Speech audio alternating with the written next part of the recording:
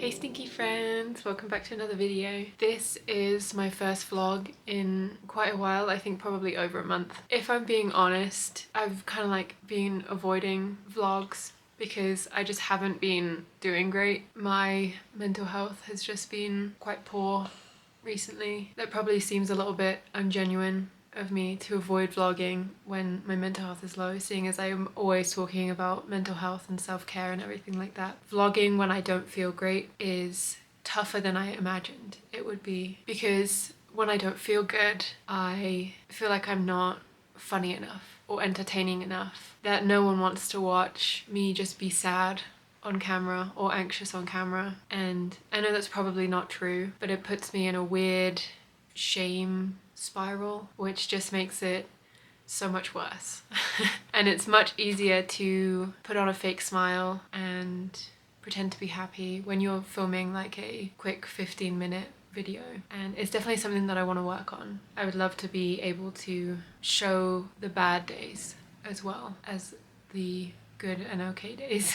I know that seeing other people have bad days helps me when I'm having a bad day, because it's like I'm not alone. A lot of other people are feeling that way too. Mental health is just such a interesting demon because I think just a month ago I was telling my therapist how excited I was. I saw a TikTok of a older woman playing video games and having a great time, and I was telling my therapist about how cool that was, about how that's the first time I've been able to like actually see myself in the future, and how beautiful that is that the same hobbies that I enjoy now will still be there when I'm older. And it was like the first time in a really, really long time that I was able to envision myself as an older person, because for the last few years I've only been able to see myself a week from now, a few months from now, and being able to see myself, envision myself years down the line felt like a really big step in a good direction. And then literally the next week I'm right back down right back down fighting for my life. I don't know, it's tough. And I know that healing isn't linear. The fact that I even felt that way or saw that for myself is really good progress. It's just tough. So if you're struggling, I get it, I understand. You just gotta take it one day at a time, one foot in front of the other. Anyway, onto a lighter topic. This morning, my plan is just to eat some breakfast, drink some tea, and read my book outside, and just have like a slow, easy morning wake up before I start the day. The book I'm currently reading is The Unmaking of June Farrow. I can't remember who it's by. I think it's by Adrienne Young. I'm so smart. It's Adrienne Young. Me and my friend Jordan are actually reading it for a book club. It's just the two of us.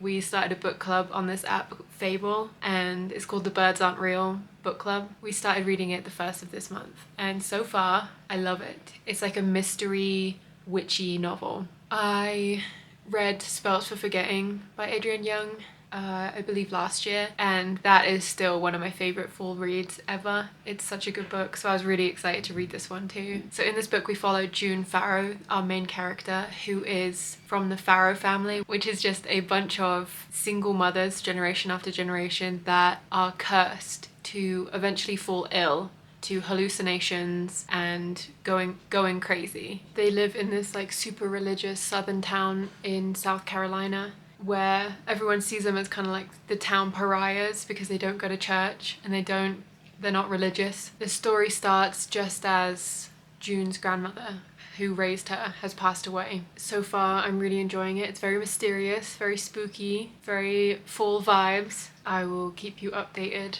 as I read some more, but right now I think my plan is to go get some breakfast, drink some tea, and read my book. Go on.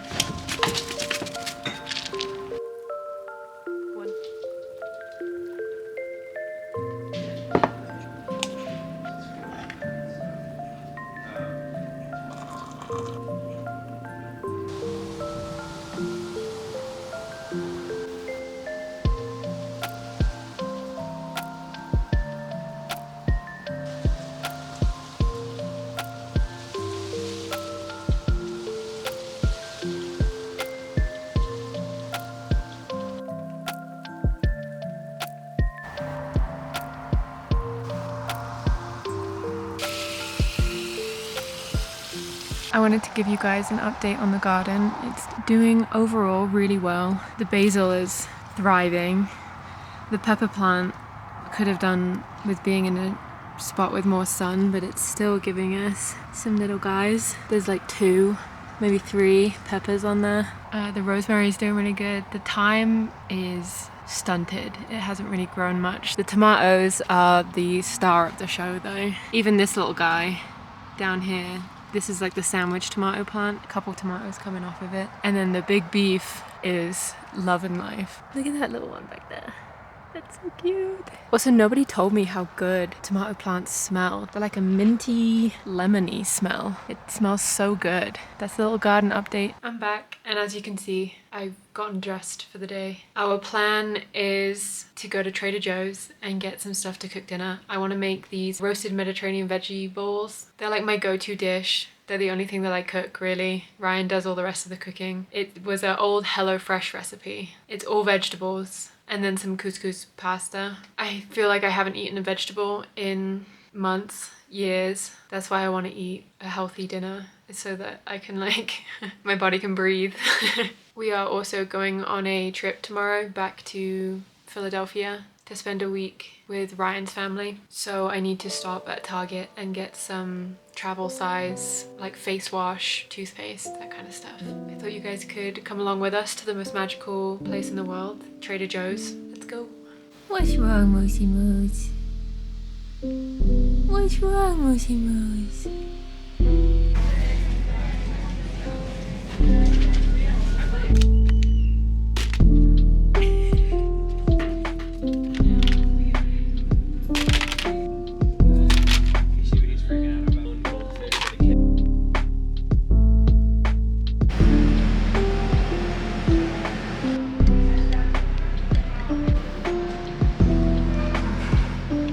I like the size of this mango avocado roll. Little guy.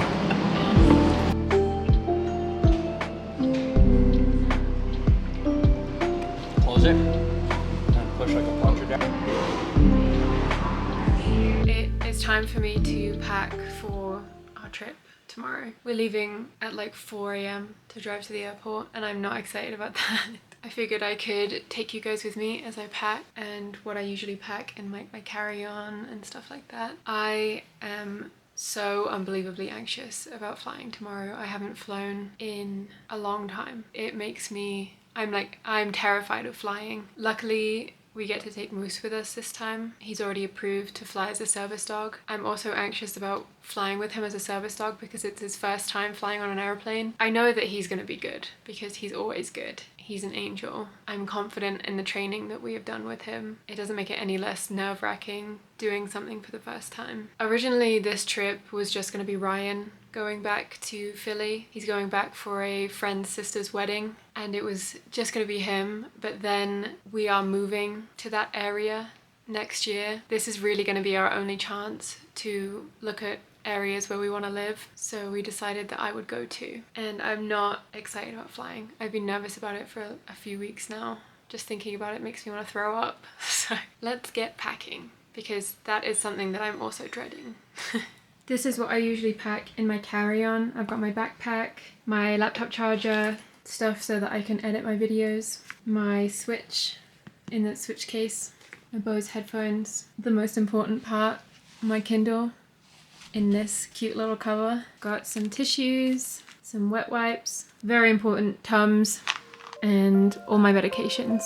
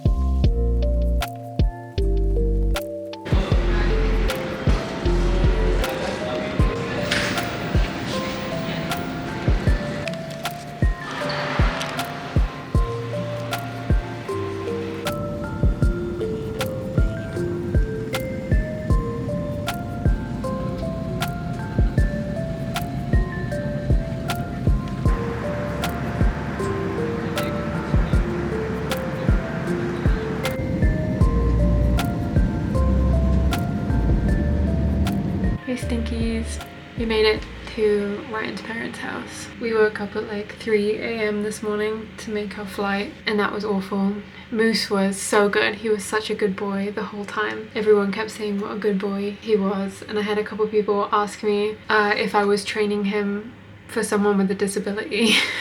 I was like, no, he's my service dog. I feel disgusting. I feel greasy. I feel like I've aged 100 years. That flight was so stressful. I don't think my heartbeat went down under 100 like the whole time, but I did it.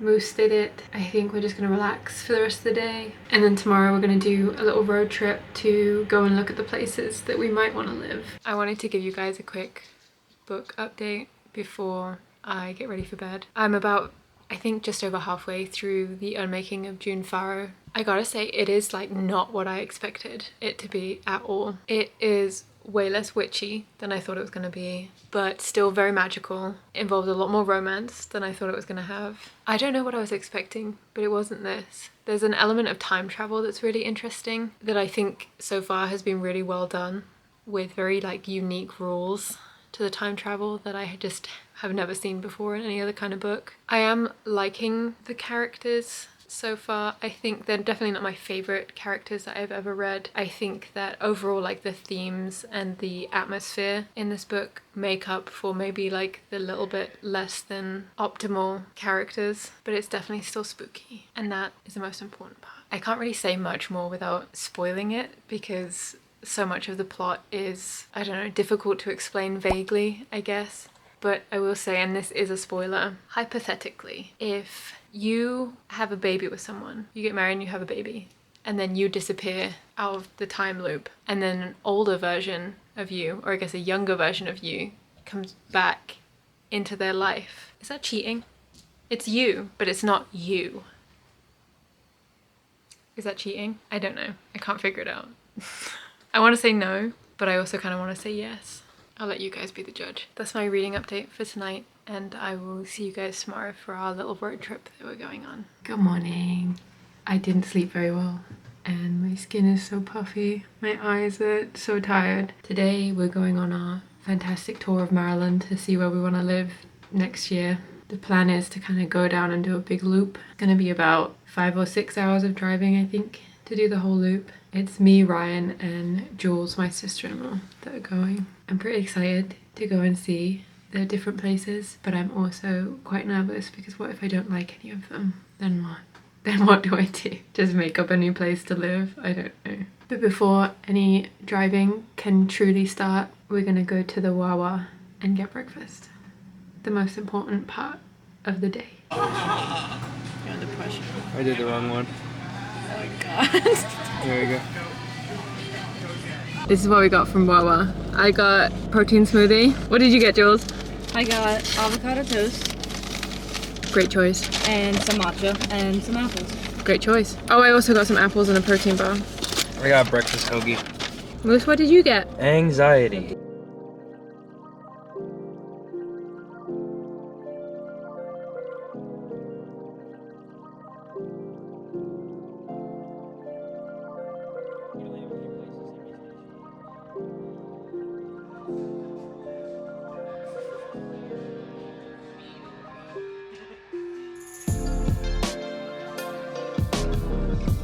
Look at it! Spent a quick $16 on $15.99 because I got it exactly right. on Swedish candy. One This is the only thing I 1.00. wanted. I wanted this one guy right here, the rat. Where is he? Here we go. That little guy. That's mine. Look at his tail. Didn't realize he had a tail. What do you think, Moose? Give me that. Give me that.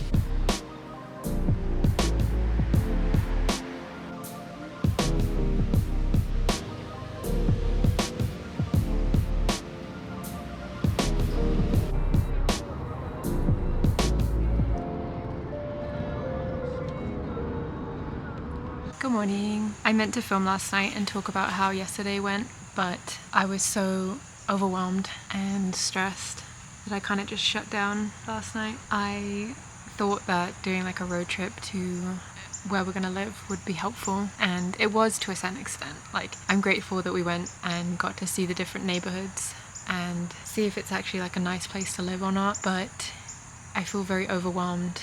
The prices of the houses are a lot higher than I thought they were going to be. What you're actually getting for what you're paying. When it comes time for us to buy a house, will there be what we're looking for in the area that we're looking at? I don't know, it's just really overwhelming and stressful. It was still a really fun day overall. We got to go and get like Swedish candy and hang out with Jules. So I think the process of buying a house is just very stressful. The good point is that everywhere that we went yesterday was gorgeous. So the green trees, green grass. This morning I just made myself a cup of tea and I'm gonna sit and read some more of my book. Oh, I finished the Unmaking of June Farrow. Overall I liked it. It wasn't a bad book. I just expected it to be very different to what it actually was. I think that one thing Adrienne Young does really well, she did it really well in this book and Spells for Forgetting. Her atmospheric writing is incredible. Like, you actually feel like you're in the place that she's describing. This book specifically, I didn't feel very connected to any of the characters. Like, none of the characters really stood out to me. I didn't really particularly like any of them either. The whole time travel element was done a little bit strangely. I feel like there could have been a lot more explanation for what was actually going on than what was given. It was kind of like this is the way it is, just accept it, with no real explanation as to why the time travel was there. I felt like the beginning and the end were really rushed and the middle was kind of slow. So the pacing definitely wasn't there. It wasn't as like magical and witchy as I wanted it to be. Like, I wanted it to be a good spooky fall book and it wasn't. I don't think it was that. So overall I think I would give it like a 3.5, maybe a 4. And the romance didn't do it for me. Didn't do it for me at all. My friend Jordan, who I'm in the book club with, hasn't finished the book yet, obviously because it's like the first week of September. She's picked out the one for next month, but she won't tell me because she's scared I'm going to read it before the month even starts. I think I'm just going to drink my tea and read some more of this book and end the vlog here. Thank you for hanging out with me this week. I will see you again soon with another video. Bye.